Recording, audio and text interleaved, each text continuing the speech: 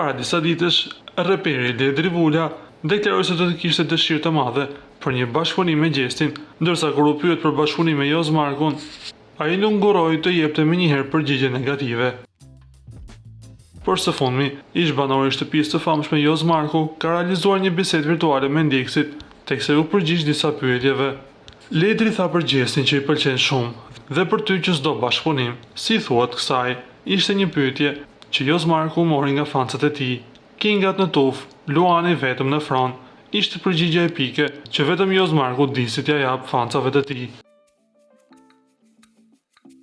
Nga ana tjetër, na duhet t'ju themi se dalja e Jozit nga shtëpia më e famshme në Shqipëri në gjysmën finale shkaktoi reagime të shumta në rrjet. Nga një moment teksa Jozi po dilte, ai qelloi me shoplak Gjestin, një veprim ky që u kritikua shumë nga fansat e Gjestit, por jo vetëm.